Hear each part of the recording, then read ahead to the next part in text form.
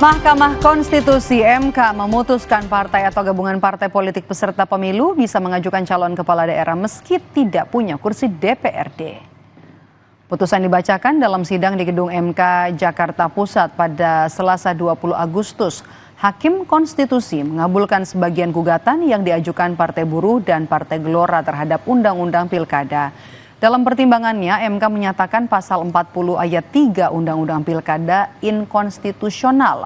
Maka dengan demikian, MK mengabulkan sebagian gugatan, yakni dengan memutuskan ambang batas pencalonan kepala daerah tidak lagi sebesar 25% gabungan perolehan suara partai politik maupun koalisi parpol dari hasil pileg DPRD.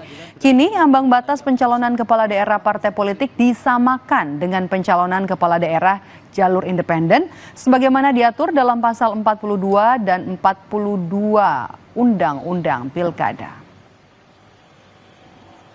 Partai politik atau gabungan partai politik peserta pemilu dapat mendaftarkan pasangan calon jika telah memenuhi persyaratan sebagai berikut. Untuk mengusulkan calon gubernur dan calon wakil gubernur: A. Provinsi dengan jumlah penduduk yang termuat pada daftar pemilih tetap sampai dengan 2 juta jiwa. Partai politik atau gabungan partai politik peserta pemilu harus memperoleh suara sah paling sedikit 10% di provinsi tersebut. B. Provinsi dengan jumlah penduduk yang termuat pada daftar pemilih tetap lebih dari 2 juta jiwa sampai dengan 6 juta jiwa. Partai politik atau gabungan partai politik peserta pemilu harus memperoleh suara sah paling sedikit 8,5% di provinsi tersebut.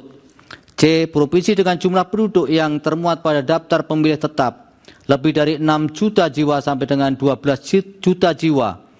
Partai politik atau gabungan partai politik peserta pemilu harus memperoleh suara sah paling sedikit 7,5% di provinsi tersebut.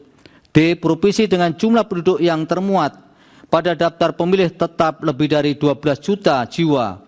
Partai politik atau gabungan partai politik peserta pemilu harus memperoleh suara sah paling sedikit 6,5% di provinsi tersebut.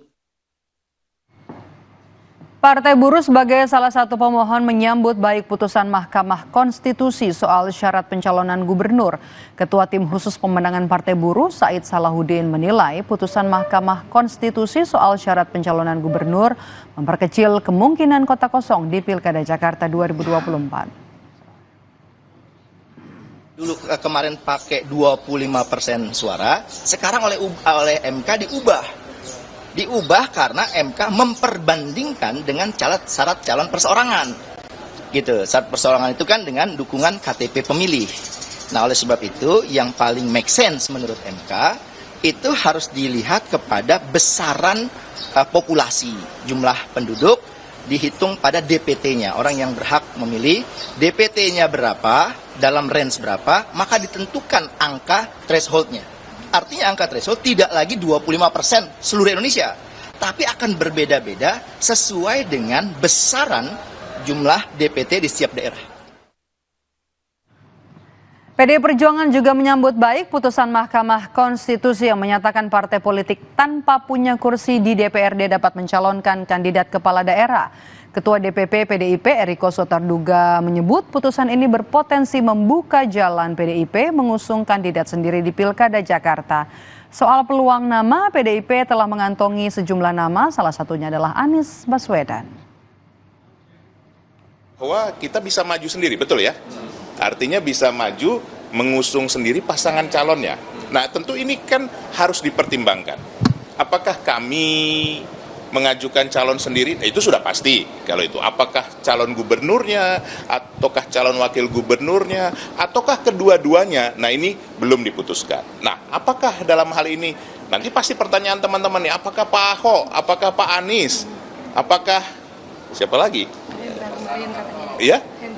Pak Hendra Priyadi. Nah, ini kita harus matangkan.